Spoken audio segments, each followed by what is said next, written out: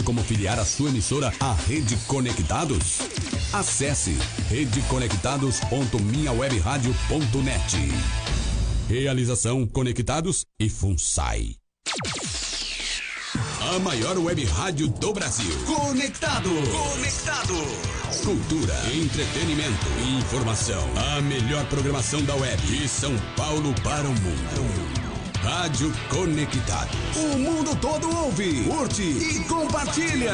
Áudio da melhor qualidade. Apoio Google Brasil, TechSoup Brasil, Nescafé, Camiseta Feita de Pet, Federação de Beach Soccer do Estado de São Paulo, Francal Feiras, MGE Broadcast, CC Telecom, Pré-Sexto Comunicação, Music Master, Programação Musical, Info Áudio 9, Informa, Automação de Emissoras e PR Logic, a melhor solução para criar uma rádio online. Realização, Fundação Nossa Senhora Auxiliadora do Ipiranga, FUNSAI. O Planeta Conectado. www.radioconectados.com.br. É a FUNSAI conectada com você. Rádio Conectados. A maior web rádio do Brasil. Agora você ouve mais um programa com a marca Rádio Conectados.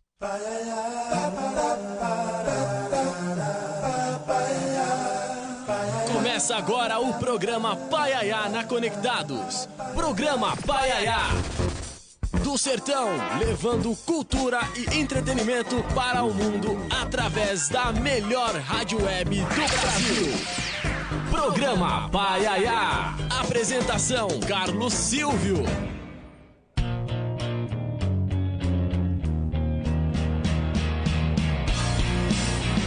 Olá, ouvintes conectados. Muito obrigado a você que está conectado com a gente através do site www.radioconectados.com.br. A você também que está conectado com a gente através do nosso aplicativo Rádio Conectados FUNSAI. Se você não tem, aproveite aí e instale no seu Android ou no seu iOS, porque, como diz um amigo meu, ele é de grátis. Não se esqueça também de curtir a nossa página no Facebook, facebook.com/Paiaiá na Conectados. Curta também a página da Rádio Conectados e acompanhe tudo sobre a maior web rádio do Brasil, facebook.com/Rádio Web Conectados. Siga-nos também no Instagram. @Rádio Web Conectados. Obrigado a todos vocês também que já estão aqui na nossa live acompanhando pelo Facebook. Quer participar, quer mandar mensagem aqui diretamente com a gente? Adicione o WhatsApp da Rádio Conectados aos seus contatos. O DDD 11 aqui de Sampa, 2061-6257. Repetindo aí para você não esquecer, 2061-6257. Obrigado aqui a todos vocês que estão aqui conectados também aqui no Facebook. Quem tá aqui? Gilson Anjo, Max Menezes, Josiel Rocha, Geraldo Biscardi, Regiane Cruz. Obrigado, Max, sempre conectado com a gente. Ana Deslacert, Roberto Samuel, muito obrigado. Regiana Cruz, lá no Paiaiá, ouvindo a gente. Obrigado a todos vocês. José Roberto Costa, Magna Souza, Neilton Almeida, obrigado a todos vocês conectados com a gente. Eu gostaria de mandar um abraço especial para o meu amigo Raoni Pacheco, ele que está completando aí mais uma primavera, 50 anos de idade, hein, Raoni? Sucesso para você. Um dia eu chego lá, um dia eu chego nessa idade aí. Parabéns, Raoni Pacheco, grande abraço e felicidades.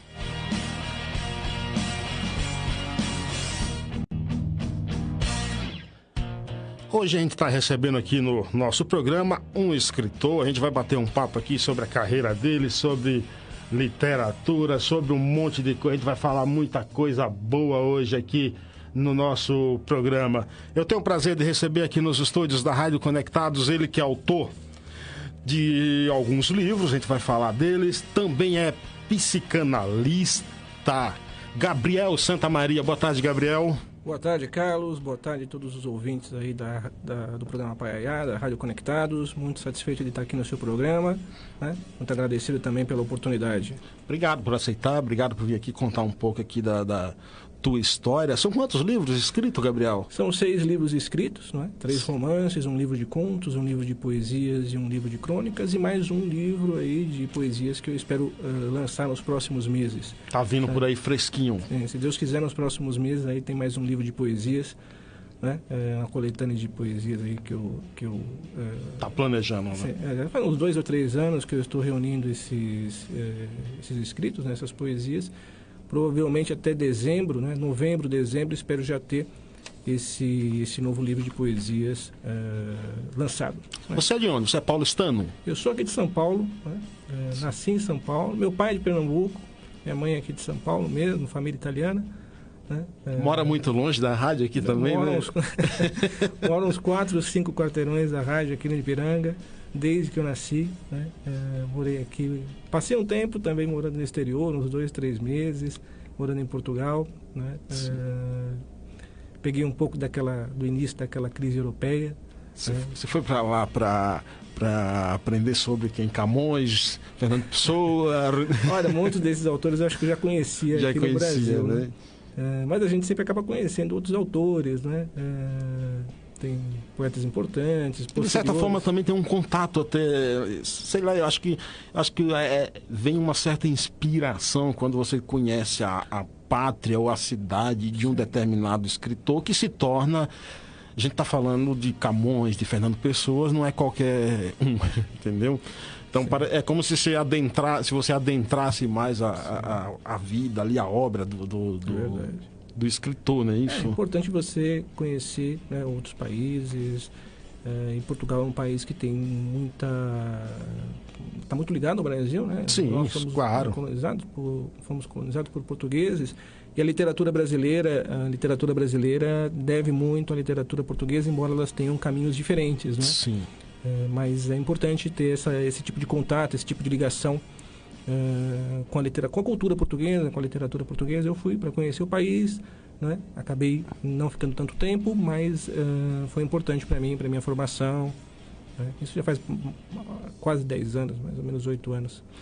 Você falou de Camões, que já conhecia Camões, Fernando Pessoa, mas quais são as suas... com a tua formação, por exemplo, as tuas influências literárias mesmo, ou Gabriel? Os escritores que mais deitaram influência sobre mim, um deles é o Fernando Pessoa, certamente, né? Realmente. Fernando Pessoa talvez seja o poeta mais influente para a minha obra. Agora, tive bastante influência de um escritor alemão chamado Hermann Hesse, que é um prêmio Nobel de Literatura, muito importante, autor do Lobo da Estepe, O Jogo das Contas de Vidro. Um escritor húngaro chamado Sándor Márai, né? Esse não é tão conhecido, mas também é muito importante.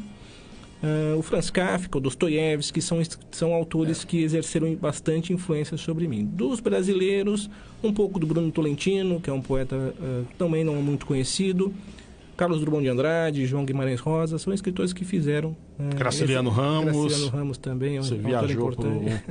Por exemplo, desses sul-americanos também, nós temos o Mário Vargas Llosa, sim, importante. Saramago, português também. Saramago, Borges, o argentino, José Luis Borges. Julio Cortázar. São escritores importantes, na verdade. O Borges exerceu uma influência um pouco também sobre mim, o Gabriel Garcia Marques. São escritores que exerceram também influência sobre mim. Não foram os que mais me influenciaram foram esses 4, 5 que eu citei inicialmente, mas também, certamente, ajudaram na minha formação como escritor. Né? Na verdade, você está falando aí até de uma época como leitor também, sim, né? Mas como é que, por exemplo, um leitor se torna escritor? Como é o processo, assim? De onde é um dom? Você acha que é um dom? É um aprimoramento com leitura, com influências? Na realidade, assim, toda pessoa que quer ser escritor ou escritora, toda pessoa que quer se dedicar à literatura tem que ser, antes de tudo, um bom leitor. Ele tem que conhecer a literatura, ele tem que conhecer autores. Né? Sim. Ele provavelmente nunca chegará a ser um bom escritor, a não ser que ele seja um bom leitor, um bom intérprete da literatura alheia. Agora, nem todo bom leitor necessariamente é um escritor.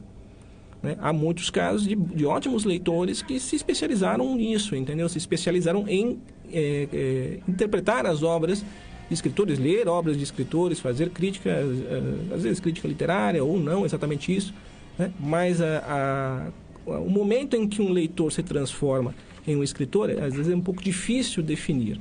Em geral, uma pessoa que está vocacionada ou chamada para ser escritor, isso acontece esse chamado, essa vocação acontece bastante cedo, às vezes na adolescência. Sim. Né? É a vontade não apenas de ler, mas de criar. No fundo, o que existe, o que determina a carreira de um escritor é o desejo de criar.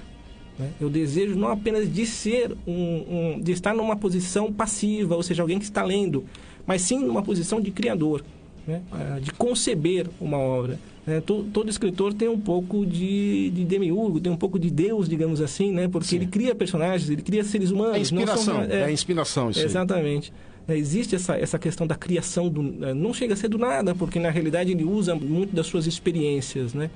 Um escritor ele não depende única e exclusivamente daquilo que ele lê. Ele depende também muito daquilo que ele vive, das experiências que ele vive, das viagens que ele faz, das pessoas que ele conhece. Né? Eu, por exemplo, quando pego alguns dos meus personagens e começo a esmiuçar como autor do livro, eu vou recordando que pessoas me ajudaram a idealizar aquele personagem. Os personagens não surgem do nada, eles surgem ou dos nossos sentimentos, ou dos nossos pensamentos, ou do conhecimento que nós temos de outras pessoas. Você é autor do Evangelho dos Loucos, Isso. Assim Morre a Inocência, Exato. Destino Navegante, Não Tem No Tempo dos Segredos, Para Ler no Caminho e O Arcano da Morte. Arcano da Morte, que esse é o mais recente. Esses livros são independentes ou qual editoras? São independentes, na verdade. Assim, eu mantenho os livros num site, que é um site de venda de livros, que é o Clube de Autores. Quem tiver interesse pode comprar diretamente pelo Clube de Autores ou pode comprar diretamente comigo. Exatamente. Eu também tenho uma edição pessoal, porque assim, eu optei em algum momento por ter uma carreira independente. Eu mesmo publicar meus livros e vender diretamente para as pessoas. É muito mais trabalhoso, mas foi o meio, né, que eu encontrei. Entrar no círculo literário, entrar em uma editora não é uma tarefa fácil. Né? As editoras são muito seletivas e, às vezes, aquilo que você está escrevendo não necessariamente está dentro dos parâmetros de uma editora. Geralmente, quando o escritor começa, ele opta por uma edição... Quais são, por exemplo, as dificuldades para um escritor iniciante? Quais dificuldades você teve, por exemplo? Hoje em dia, para publicar o livro? Para publicar, divulgar tudo. Por exemplo, você já tem... São 6 livros. Sim, aqui? Exatamente. 6 livros escritos. Não dá para considerar mais um escritor iniciante. Não é escritor iniciante, entendeu? Até porque você... teus livros, assim, ele vai de contos a romances, enfim, inspiração, a ficção também. Sim, exatamente. E não é um escritor iniciante mais. Mas quais as dificuldades que você teve, por exemplo, assim? Inicialmente, a grande dificuldade era essa, era encontrar uma editora. Esse sempre foi o grande desafio dos escritores. No entanto, com o surgimento da internet... Né? Também houve a possibilidade de você fazer essas publicações por demanda. Ou seja, você publica em uma editora, como o Clube de Autores ou outras editoras, né, que colocam o seu livro à venda e esses livros não passam por uma análise da editora. Ou seja, qualquer pessoa pode publicar. Aí vem o grande desafio, né? Porque se você pensar bem, isso abre muitas perspectivas. Sim. Tem gente, por exemplo, 20, 30 anos atrás, um escritor podia morrer inédito, porque não havia editora interessada. Hoje em dia, isso é muito difícil de acontecer, a não ser que ele não queira fazer uso desses expedientes que a internet forneceu. Hoje em dia, a dificuldade maior não é publicar o livro. Publicar o livro, qualquer pessoa consegue publicar em meia hora. É a divulgação. É a divulgação, é você formar um público. E você sabe que, por exemplo, hoje as grandes editoras, por exemplo, eles compram vitrine. Sim. Então, assim, para você chegar num patamar desse, você tem que estar numa editora de ponta, senão não vai conseguir. É difícil mesmo. Né? Concorda comigo? O grande desafio do escritor independente é formar um círculo de leitores, um público. É o grande desafio, ou seja, é a divulgação. Em geral, o que ele faz é utilizar as redes sociais, Facebook, Twitter, Instagram, né? Porque são os meios que estão à disposição. Programa Paiana Conectados, hoje batendo um papo aqui com o escritor Gabriel Santamaria. Abraço aqui para Cici Batista, José Nilton Palma lá em Nova Soura e Bahia acompanhando a gente, Paula Prado também acompanhando a gente, meu amigo Neilton Almeida, ele diz aqui o seguinte: identifico-me muito com o tema de hoje. Precisamos em breve elaborar uma pauta para voltar ao programa. Neilton que fez o meu primeiro programa aqui foi com o Neilton. Esse cara é gênio, esse cara é genial. Precisamos sim, Neilton, precisa voltar aqui, tá demorando, hein? Ibis Maceió também, o cantor Ibis Maceió com a gente, Melry Fonseca também aqui com a gente, José Nilton Palma, ele diz assim: rapaz, tá faltando aí o cara, Paulo Coelho, grande escritor. Débora Franca também conectada com a gente, João Camilo Cunha, Gleice Fonseca, Serrinha Bahia, Fabrício Furlan, grande abraço, Fabrício Furlan, para você. A gente tá batendo um papo aqui com o escritor Gabriel Santa Maria. A gente vai soltar aqui a nossa primeira prosa de hoje. Vem aí o jornalista Cisângelo com o quadro 1 minuto de prosa e a gente vai ver aqui do que ele vai falar hoje. Fala, mestre! Agora na Rádio Conectados, 1 minuto de prosa com o jornalista Assis Ângelo. Do circo sou palhaço, do teatro sou ator, do cinema sou astro, da viola cantador, do espaço pássaro, da família beija-flor. Sou forte e faço tudo, parei as ondas do mar, mudei a rota dos ventos, o sol quente fiz esfriar. E Netuno convenci a dançar tango num bar. Mandei o homem à lua e depois o fiz voltar, trazendo 1000 estrelas e histórias para contar, como a queda de São Jorge do seu cavalo lunar. Na Grécia de Platão ensinei filosofia e mostrei como se faz uma boa cantoria com o negro Zé Limeira, cantando Filalumia. No mato, peguei onça pra no seu peito mamar, dei nó em cobra coral pra ela não me impicar e fiz chover chuva de luz para o meu bem se banhar. Fui a Marte, fui a Vênus e também fui a Plutão. Viajei os 7 mares, montado num tubarão, e depois voltei à Terra. Mas a razão não digo não. Evitei mais de 1000 guerras, na terra, no céu e no mar. Desarmei milhões de bombas de origem nuclear. E depois voltei para casa, para descansar. Mas descansar não descansei. Mandei Hitler se matar, Lampião ir pro inferno, o Trump se lascar. E não fiz porque não quis o mundo todo se acabar. Programa Paiaiá. Esse foi o jornalista Cisângelo com o quadro 1 minuto de prosa aqui no programa Paiaiá na Conectados. Acesse www.radioconectados.com.br e acompanhe tudo, a programação da maior web rádio do Brasil, 24 horas. Ou então baixe o aplicativo, que é muito mais fácil, é leve. Aplicativo Rádio Conectados FUNSAI. Programa hoje aqui batendo um papo com o escritor Gabriel Santa Maria. Gabriel, você falou, por exemplo, aí das suas influências aí tanto de Dostoiévski como de Franz Kafka, por exemplo, né? O que há de você, por exemplo, em qual livro, por exemplo, há mais Kafka e mais Dostoiévski, assim, desses seus? Eu acho que no Evangelho dos Loucos tem um pouco mais de Dostoiévski, né? É uma influência maior. Aliás, nas primeiras páginas eu até cito Dostoiévski durante o livro também. Agora, no meu mais recente livro, O Arcano da Morte, há certas situações que beiram o absurdo, né? E uma das características da literatura do Franz Kafka é justamente o absurdo. Você, por exemplo, pegou nesse que você fala que tem mais o livro de Dostoiévski, por exemplo, Crime e Castigo, ele conta a história de um crime cometido por um ex-estudante, né? Exatamente. Raskolnikov, não é? Se não me engano. Isso, não sei se eu estou pronunciando. Sim. É correto. E um livro difícil de ler, que é uma beleza aquilo ali, né? O que há também de lucidez no livro? No meu livro, no livro de Dostoiévski? Do seu. No meu? Bem, na realidade, o Evangelho dos Loucos é um livro em que o personagem principal, o protagonista, no fundo está em busca de lucidez, mas está passando por um momento de confusão, né? É uma pessoa que está atravessando uma espécie de crise existencial e ele busca a lucidez, né? A questão do Evangelho dos Loucos, ou seja, do termo loucos, né? não é a loucura como uma doença exatamente. Sim. Né? E sim a loucura como a atitude ou comportamento Uma de fuga. não apenas uma fuga, mas a tentativa de transcender a normalidade. Né? Ou seja, de ultrapassar os limites daquilo que é considerado normal e fazer algo, digamos, excepcional. Né? Mas que para a maioria das pessoas é considerado louco. Né? A epígrafe que eu utilizo no livro, uma das epígrafes, né, é a frase de São Paulo, né, na Carta aos Coríntios: o que é loucura em Deus é mais sábio do que os homens.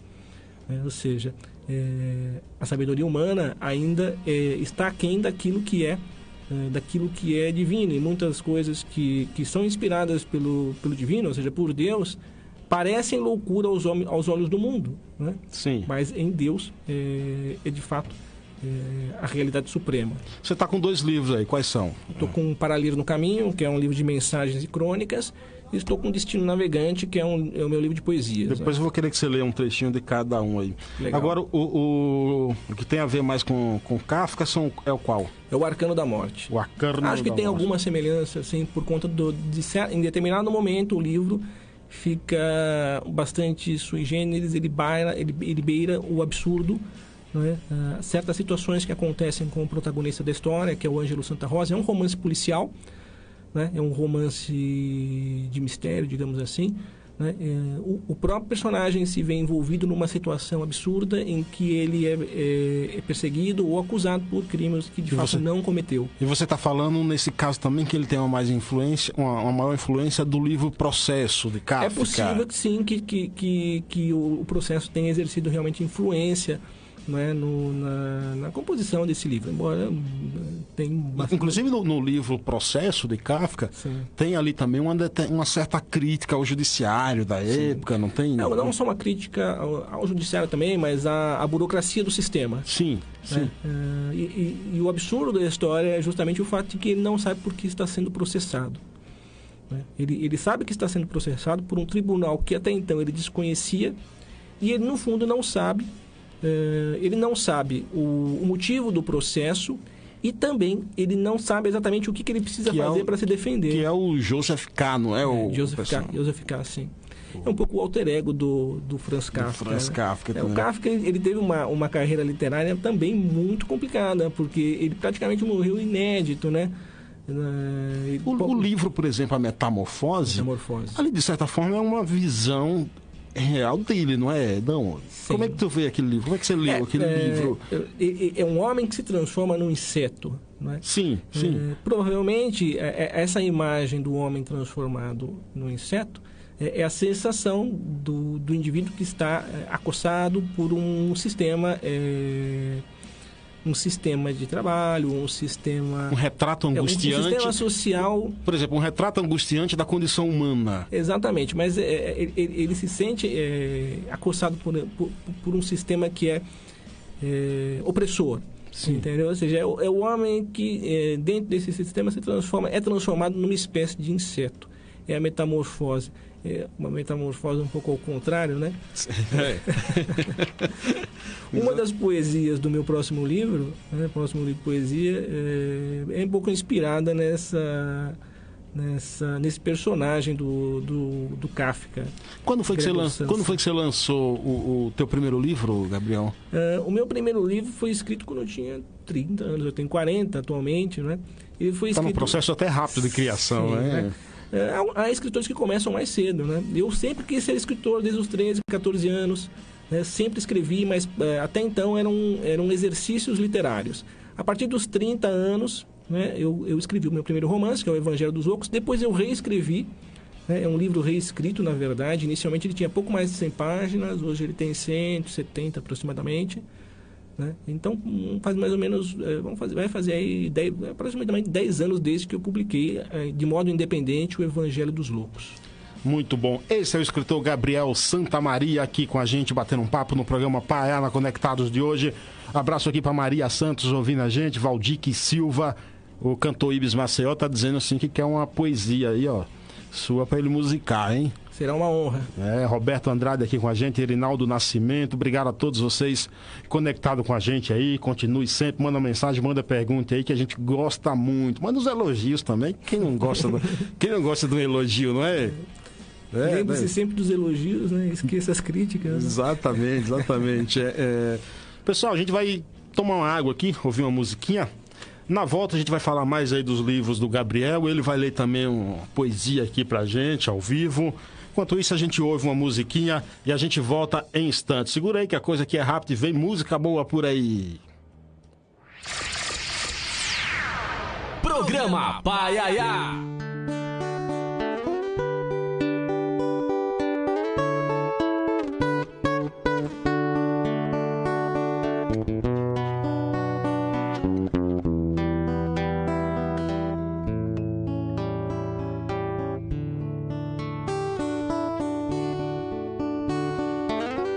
Eu nasci numa cidade pequena e bela ela é. No sertão do Ceará me criei com garra e fé. Minha poesia ativa eu me chamo Patativa, Patativa do Assaré.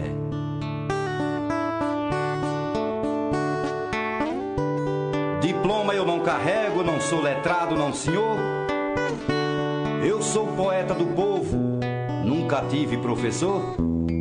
Entre versos e poesia, agradeço a Virgem Maria e ao Deus que me criou. Conhecer Luiz Gonzaga foi um presente da vida, pois nunca esqueceu seu povo ou da sua terra querida. Eu lhe mostrei um poema, ele viajou no tema e fez a triste partida. Quando escuto essa música, chego a viajar no tempo, relatando a história de um real sentimento do meu povo nordestino, sofrendo desde menino, lutando por seu sustento.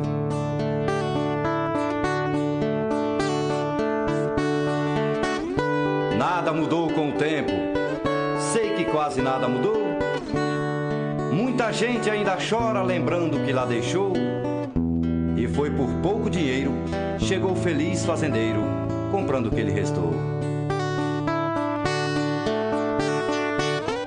Vender o burro, o cavalo, o rancho, o pedaço de chão, subiram de serra riba, em riba de um caminhão. Dos olhos do sertanejo parece que ainda vejo lágrimas cair ao chão. Minha poesia é forte, vem desse meu coração, que retrata as feridas, causando grande emoção. Mas digo com sinceridade, o que existe na cidade não faz farta ao meu sertão. Posso ouvir a Juriti, o canto do sabiá, sentar num pé de gameleira, bem juntinho do Gravatá. Posso armar a minha rede e saciar a minha sede nas fontes do meu lugar. Quando enfim chegar o dia dessa mente descansar, os versos e as poesias na minha boca calar, saberei chegou a hora, já findou a trajetória do poeta popular. Me despeço com saudade dos poetas e do sertão, dos trovadores cordelistas, de quem canta o nosso chão. Os anjos vão me levando, já ouço uma voz me chamando, é Luiz, o rei do Baião.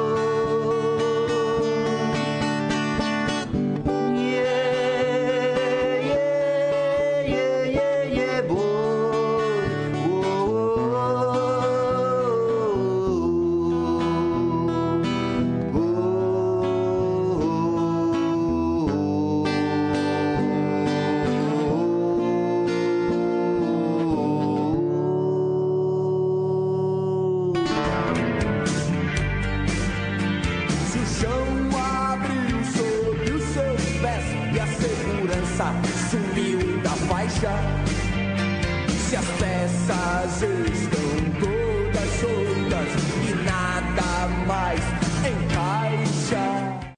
Eu sou Marcelo Nova e estou ligado no Paiaiá, na Conexão. Programa Paiaiá.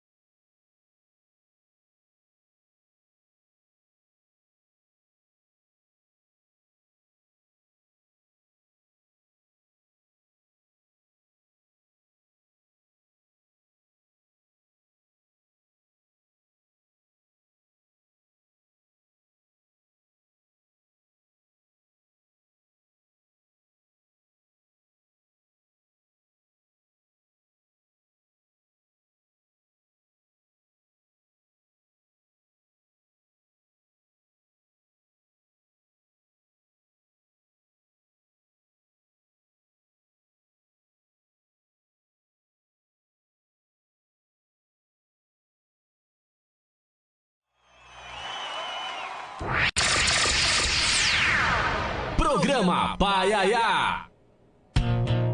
Sim, voltamos, programa Paiaiá na Conectados ao vivo. Você ouviu aí primeiro meu conterrâneo Carlos Silva, com seu cordel aí fazendo uma homenagem ao mestre Patativa do Assaré. E depois você ouviu a música do Ira, Vida Passageira. E eu gostaria de dedicar essa música em especial. Ontem faleceu no Paiaiá um primo meu, Antônio, conhecido lá como Tonho de Júlia, né? Um ser humano fantástico aqui, cara, sem palavras para descrever. 57 anos, morreu vítima de infarto. Eu gostaria de mandar o meu abraço para a filha dele, Simara Ramos, e em especial também para Gisélia Moreira, ela que sempre está conectada aqui com a gente. Recebo aí o meu forte abraço aí, meus sinceros sentimentos. Coisas da vida que, infelizmente, temos que suportar, viver e superar. Abraço para todos vocês. Abraço aqui também, vocês aqui que estão ligados no programa Paiaiana Conectados. Tarcísio Alves, grande abraço. Maurício Dantas, Marcelo Brito, Rogério Brindes, Edivaldo Santos, aqui também conectado com a gente. Abraço para todos vocês. Wilza Maria, Sueli Santos, também conectada aqui com a gente. Nós estamos batendo um papo hoje aqui com o escritor Gabriel Santamaria. Gabriel, voltando aqui ao nosso bate-papo aí, você tá com um livro de poesia. Eu gostaria que você lesse, cara, uma poesia aí. Vai que o Ibis tá de olho já na sua poesia. Quer contar alguma especial que você pode ler pra gente aí? Bom, eu separei uma aqui das poesias, né? Ao Termo da Festa, do meu livro Destino Navegante. Tem alguma inspiração especial assim que você separou essa? Olha, como já faz muito tempo que eu escrevi essa poesia, não me recordo muito bem a inspiração, né? Mas... assim, em geral, as poesias nascem a partir de experiências, né? Às vezes a partir de ou desilusões amorosas, ou às vezes, né, felicidades, viagens, recordações do passado. Essa parece uma poesia, assim, pelo que eu me recordo dela, uma poesia que evoca uma sensação de perda. Ou seja, algo se perdeu, algo foi perdido, né? E o tempo provou, né, que na realidade as coisas passam e, enfim, o que fica é muitas vezes apenas a lembrança. Então, vamos lá então? Ao Termo da Festa. Como é o nome da poesia? Qual o título da poesia? Ao Termo da Festa. Com vocês, Gabriel Santamaria, lendo aqui uma poesia para todos vocês. Ao termo da festa, eis que me coube ter comigo somente a contrassenha da solidão. O som destoou, e foi-se a noite, foi-se a dança, e sobrou a mesma tranca cerrada, a mesma mão espalmada, o mesmo não. Ao termo da festa, o sol dourou em teus retratos o riso, e distante soube somente dos teus lábios o sabor suposto. Do carinho suspeitado e dos braços o calor cativo em teu verão. Ao termo da festa, os arbustos da casa cobriram-se de tênue geada, e dentro do cômodo ensombrecido, os dedos teceram as urdiduras da madrugada e da escuridão. O pátio encheu-se de tristeza e o falatório de antes trocou-se em silêncio. E era dia, e era vento, e era outro descontentamento ao termo da festa e da estação. Essa é a poesia. Essa é a poesia, muito bom. Ó, Ibis Maceió, entra em contato com o rapaz aí que ele já te passa, já vai musicar essa poesia aí. Muito legal, muito bom. Ô, Gabriel, o que é mais importante na hora de criar uma obra literária, assim? Algo assim que você destaque, assim, como que é inspiração, por exemplo, a forma de escrever? Quando eu era mais jovem, eu tinha muita dificuldade de começar e terminar a escrever um romance. Sim. Né? E a maior dificuldade que eu encontrava é porque eu pegava a inspiração e eu começava a escrever a partir da inspiração. Isso é muito trabalhoso, na realidade. Sim. O mais adequado é que o escritor tenha a inspiração, ele trabalhe essa inspiração, escreva uma sinopse, defina personagens, o essencial da trama. Às vezes eu chego até a definir capítulo por capítulo o que vai acontecer. Ou seja, eu escrevo uma sinopse do romance. Sim. A partir dessa sinopse eu começo a escrever o livro. Por que isso facilita? Porque a partir do momento em que eu tenho toda a estrutura da história montada, o que me resta fazer é simplesmente a satisfação de escrever. Ou seja, o prazer de escrever, o prazer estético. Ela se desenvolve de uma forma até... Não sei se automática é a palavra correta. Sim, mas ela tem um desenrolar mais fácil. Sim, porque eu não tenho que ficar criando durante a escrita. Eu crio antes a história. Eu crio a história, eu elaboro personagens, eu elaboro uma sinopse, às vezes capítulo por capítulo, e quando tudo isso está definido, aí sim eu começo a escrever. E aí, como eu falei, sobra apenas a satisfação de escrever. Não tenho mais que ficar criando.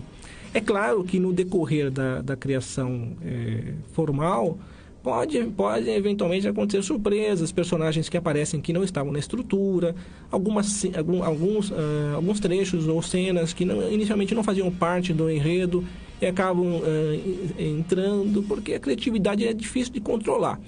Mas se eu pudesse dar um conselho para um escritor que está querendo escrever um romance e encontra dificuldades, elabore uma sinopse. Crie a estrutura da história antes de escrever. Aí vai restar só a satisfação de colocar no papel. Isso é legal. Para vocês que estão ouvindo aí, quer pegar uma dica aí, como escrever, Alexandre Nunes do Simbora aí quer escrever um livro. Alexandre, grande abraço, escreva aí, ó, pega essas dicas aí que é importante. Obrigado, Mário César Sacramento, Simone Santos, Marcelo Jim, precisa vir aqui no programa também, obrigado. Grande Ramon, muito obrigado, meu amigo, está conectado com a gente também. Edivaldo Santos aqui, Romário também, obrigado a todos vocês. Ô, Gabriel, eu tava lendo, cara, me fugiu agora o nome do escritor, ele é colunista da Folha, eu não lembro, estou em dúvida se foi o Clóvis Rossi ou se o Elio Gaspari. Ele diz o seguinte, que hoje no Brasil há muitos escritores e poucos leitores. Eu gostaria de saber se você concorda com esse questionamento dele, ou se apenas há poucos leitores e escritores suficientes? Na realidade, é uma impressão que passa mesmo, mas isso se deve a essa facilidade que hoje as pessoas encontram para publicar livros. Porque qualquer pessoa pode publicar um livro, desde que esteja escrito em 15, 20 minutos nesses sites. Então, há uma gama muito grande de escritores. Qualquer pessoa pode... Aliás, além do livro, existem outras plataformas. Sim. Você pode publicar num blog, você pode publicar na sua página e se autodenominar escritor. Não há nada que te impeça de fazer isso, objetivamente falando. Então, há realmente uma grande quantidade de escritores. Por um lado, isto facilita, como eu disse inicialmente, a publicação de um livro. Muitas pessoas guardavam os seus escritos na gaveta no caderno, pelo resto da vida. Hoje em dia você não precisa fazer isso. Você pode criar um blog, você pode criar um site, ou você pode publicar o seu livro. Por um lado, facilita para um escritor publicar o seu livro. Por outro lado, há como o colunista que você citou falou, há uma grande quantidade de escritores, coisa que não é muito comum, então talvez não existam tantos leitores. Seria mais urgente para a cultura brasileira formar uma classe maior e mais preparada de leitores. Mas isso não é uma coisa tão fácil. Por exemplo, nessas famosas feiras literárias, eu já frequentei. A impressão que dá muitas vezes é que é um encontro de escritores. Mas o objetivo das feiras literárias não era exatamente essa. Sim. Era levar a literatura às pessoas, ou seja, que houvesse mais leitores do que escritores. Mas muitas vezes é um encontro de escritores. Todo mundo tem um livro ali que está querendo divulgar. Né? O que é que você achou dessa reforma ortográfica? Essa semana eu estava ouvindo, inclusive, o professor Pasquale falando a malfadada reforma ortográfica. O que é que você achou dela? A reforma ortográfica, pelo que eu me recordo, né, pelo que eu sei, ela pretendeu unificar, né, a ortografia dos vários países que falam língua portuguesa. O grande problema é que a forma com que as pessoas se expressam em cada país também depende da cultura de cada país. E você não tem como uniformizar a cultura. O que significa que se você faz uma reforma como essa, anos atrás, daqui a 10, 15 anos, cada país, 10, 15, 20 anos, cada país terá criado formas diferentes de escrever, introduzido palavras que nos outros países não farão sentido. Entendeu? Então, essa uniformização que foi feita com a reforma ortográfica, ela tem um tempo, provavelmente, na minha visão, provavelmente ela terá um tempo... terá um tempo de validade. Daqui a algum tempo... Angola, Brasil, Portugal terão criado formas diferentes de falar a língua portuguesa e como é que você vai fazer? Fazer outra reforma para uniformizar as coisas novamente? Eu não sei, né? Eu já li a opinião de alguns escritores brasileiros que eles, segundo eles, manterão a escrita da forma que era. Olha, é difícil você manter, é difícil você também deixar tudo para deixar de assimilar certas coisas. O que provavelmente vai acontecer, o que acontece comigo é que algumas coisas eu mantenho, outras eu achei que seriam interessantes assimilar para a minha escrita, então fica um pouco confuso, mas enfim, vamos ver daqui para frente como é que vai ser. Eu acho que essa uniformização da língua, não levando em consideração a cultura, de cada país. Então, Portugal é diferente do Brasil, como é diferente de Angola. Então, as culturas vão modificar o modo de escrever e de falar a língua, e isso certamente vai ser um fator contrário à reforma, na minha visão. Como estamos falando de reforma ortográfica, eu vou trazer uma coluna aqui do escritor Darlan Zurk, e ele vai falar da vírgula. A vírgula é um desespero para muita gente, né? Entendeu? Onde coloca... Tem gente que coloca a vírgula de acordo com a respiração, não é? Também, se não fosse a vírgula, estaríamos todos perdidos. Vem aí o quadro Cultura Conectada com o escritor Darlan Zurk. Fala, mestre. Agora na Rádio Conectados, Cultura Conectada, com o escritor Darlan Zurk.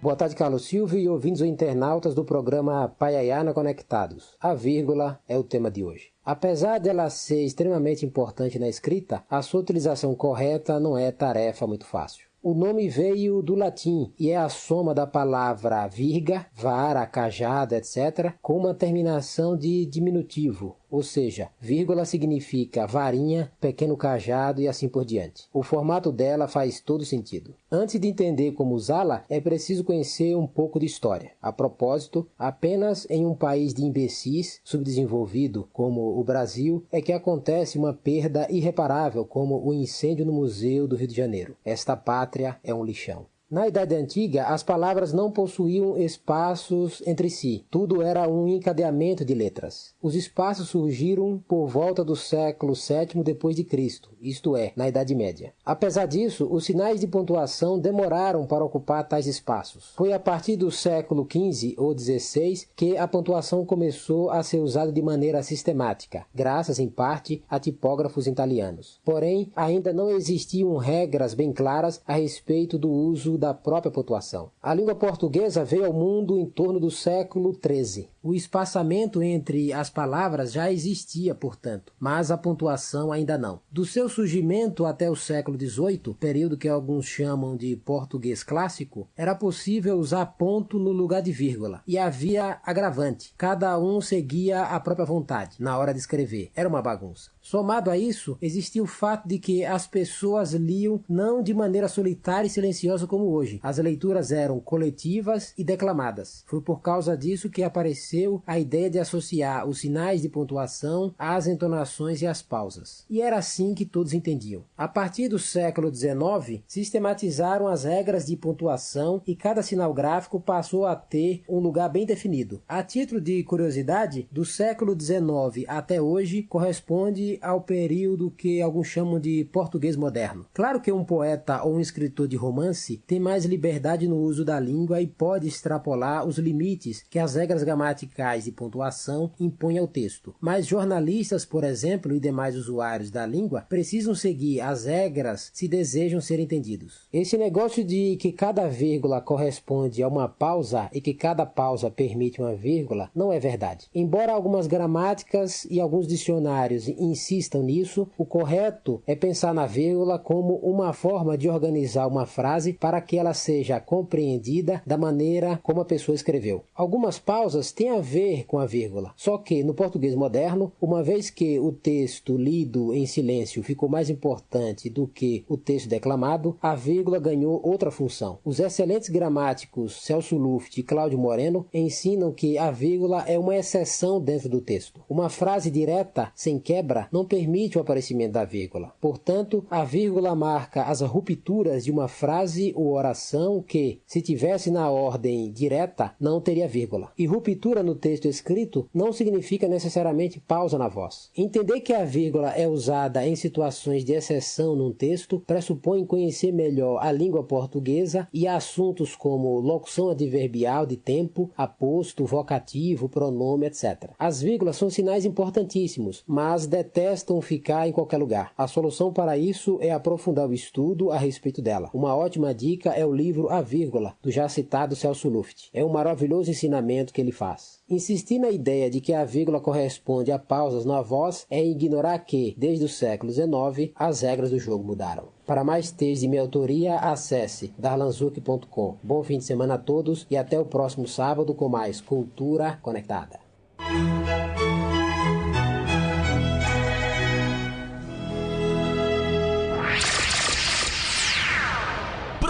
programa Paiaiá.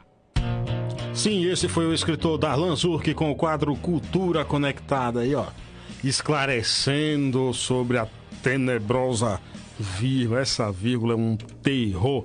Obrigado aqui, cantor Frank Costa com a gente, Manuel Souza, Marlon Moreira lá de Recife, ouvindo a gente aqui. Nós estamos batendo um papo com o escritor Gabriel Santa Maria, que além de escritor é psicanalista, né? Isso é verdade. De louco, todo escritor tem um pouco. Médico de louco, né? Tem.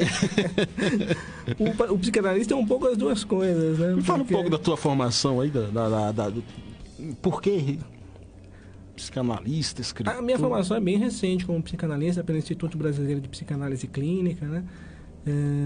Ainda estou bem no começo da atuação como psicanalista, atuo online, via Skype e WhatsApp.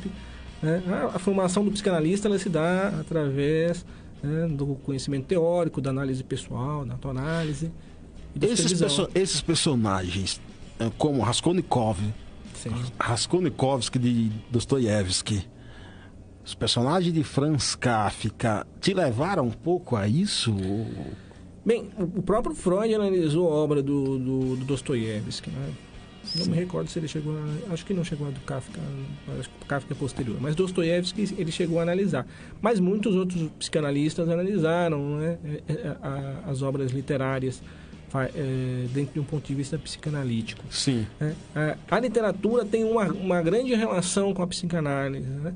Sobretudo no que tange à formação psicológica do personagem. Os escritores que têm características de personagens mais psicológicos, personagens que passam por situações de angústia, personagens com defeitos de caráter, personagens que, enfim, sofrem por amor ou personagens depressivos. Amar é uma loucura. Amar é uma loucura, é verdade. Mas é uma loucura necessária. Né? É sempre bom realmente você estar amando. Agora, para mim, como psicanalista, bom, eu comecei muito recentemente, né?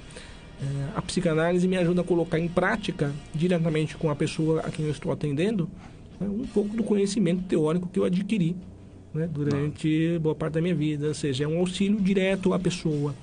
Isso também te ajuda bastante. Certamente. Até controle emocional. Não tem... Certamente. Você está com um livro aí, falou que preparou uma crônica aí para ler. Que livro é? Me fala um pouco desse livro. Paralelo no Caminho, Mensagens e Crônicas. Esse livro surgiu assim, meio casualmente, né? Sim. Porque ele é a reunião de muitos textos que eventualmente eu fui publicando no Facebook, né, ou no meu blog, e aí eu reuni neste livro. Que é algo comum, muitos escritores fazem isso. E eu escrevi também algumas crônicas que só estão no livro. Algumas são um pouco mais longas, mas em geral são crônicas de uma página. Eu até digo mensagens e crônicas, porque algumas parecem de fato mensagens, né? Mas tem também essa característica de crônica. Essa que você preparou aí tem algo especial? Tem. É uma crônica chamada O Risco de Ser Diferente. É uma espécie de reflexão a respeito de uma frase de um filósofo chamado Louis Lavelle. Pode ler pra gente, então? Posso ler, com certeza. Gabriel Santa Maria, com vocês. O filósofo Louis Lavelle escreveu: os homens mais odiados são os que mais se distinguem. Não tanto de nós mesmos, mas da multidão com a qual desejaríamos confundi-los. Neste mundo onde as pessoas tentam padronizar absolutamente tudo, fugir do lugar comum tem um preço, e o preço é a perseguição muitas vezes. Foi assim com muitos santos, muitos artistas e muitos desbravadores.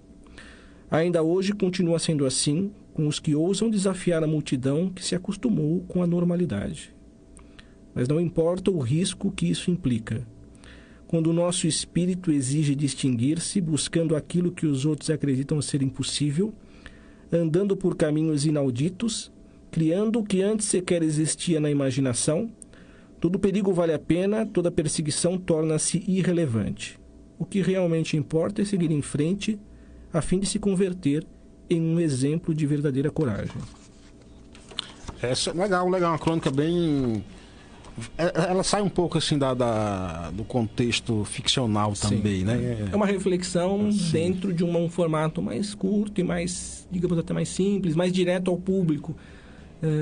não é um ensaio nem nada, né? É uma crônica bem concisa. Você está preparando um relato de viagens, é isso aí? Isso é verdade. Mas, eu fiz nos últimos 10 anos 6 viagens que me marcaram bastante. Eu fiz outras viagens, mas essas 6 particularmente me marcaram. Tem uma característica não apenas geográfica, ou seja, visitar países, mas também essas viagens tiveram características, digamos, até espirituais ou intelectuais.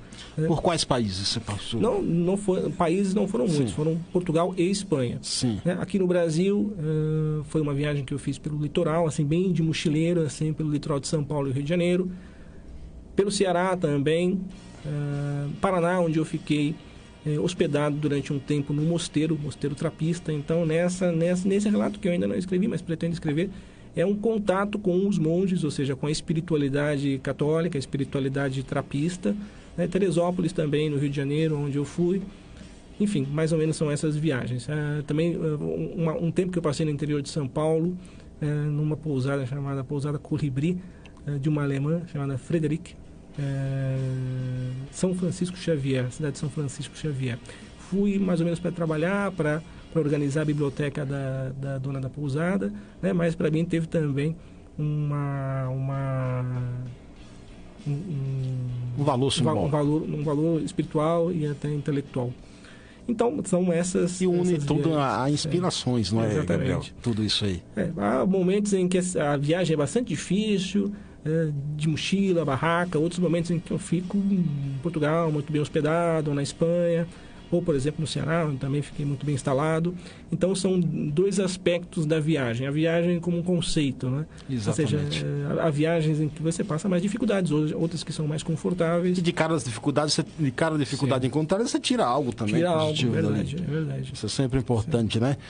Obrigado aqui, Ana Cristina, conectada com a gente, Cecília Gonçalves, Tarcísio Alves, valeu, Tarcísio, Joélia Menezes, Edialdo Araújo, todo mundo conectado aqui com a gente, Manal Hassan também, Valentim Honorato, muito obrigado a todos, batendo um papo aqui. A gente tá chegando ao final aqui já, Gabriel, eu gostaria que você deixasse aí pros ouvintes, quem quiser encontrar teus livros, onde encontra, o blog, endereço, site... Pode ser através do meu blog, novacastalha.blogspot.com.br.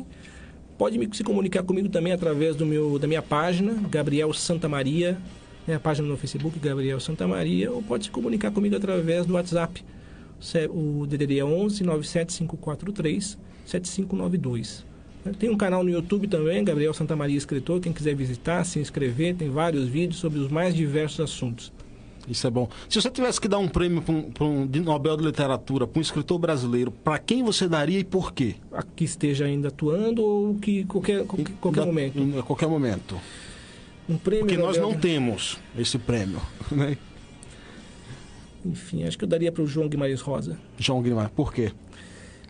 O livro que ele escreveu, né? Ele escreveu muitos livros, mas um em particular, que é Grande Sertão Veredas. Esse é clássico. É um livro único. Não só pela linguagem, ele praticamente inventou um modo de linguagem muito peculiar, né? Mas ele escreveu uma espécie de épico, né? Aquele livro é uma espécie de épico mesmo. Uma história extremamente cativante, difícil, o livro não é fácil, não é uma leitura fácil, né? Mas é um daqueles poucos livros que eu tenho vontade de reler. Na verdade, eu já li 2 vezes, tenho vontade ainda é um daqueles livros que está na minha lista de releituras futuras. Então eu daria para esse escritor em particular. Obrigado, Gabriel. Nada que é isso. Eu que agradeço a oportunidade, agradeço aos ouvintes por ter acompanhado aí a entrevista, né? Fico feliz, muito satisfeito de estar aqui na Rádio Conectados, no programa Paiaiá. Obrigado, Joélia Menezes, que chegou agora. Muito obrigado a você que esteve também com a gente até agora. Um bom final de semana. Amanhã, às 19 horas, tem a reprise desse programa. Não se esqueça, se beber, não dirija. Se dirigir, não beba. A vida vale a pena. Bom final de semana. Eu vou ficando por aqui. Tchau, grande abraço. Tá bom.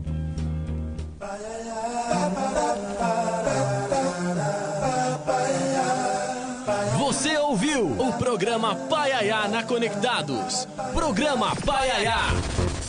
Do sertão, levando cultura e entretenimento para o mundo através da melhor rádio web do Brasil. Programa Paiaiá. Apresentação: Carlos Silvio.